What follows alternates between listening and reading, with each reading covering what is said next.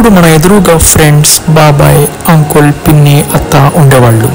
వాళ్ళతోనే మన టైంపాస్, సమయం చాలా ఉండేది, కబుర్లు చాలా ఉండేవి. కానీ ఇప్పుడు మన ఎదురుగా సెల్ ఫోన్, ట్యాబ్, ల్యాప్టాప్లు ఉంటున్నాయి. సమయం తక్కువ, మాటలు కరువాయి. ఒకప్పుడు మన చుట్టూ చెట్లు, పక్షులు, స్వచ్ఛమైన గాలి మొదలు ఉండేవాళ్ళం. కానీ ఇప్పుడు మన చుట్టూ వైఫై, నెట్వర్క్ టవర్స్, రేడియేషన్లో ఉంటున్నాం. ఒకప్పుడు మనం నిద్రించే సమయంలో పక్షులు పాడే గానం, చెట్ల ఆకులు చేసే తాళం, గాలి చేసే రాగం, వీటిని వింటూ పడుకునే వాళ్ళం. కానీ ఇప్పుడు పడుకునే ముందు డీజే పాటలు, డిస్కోలు, పబ్బులు.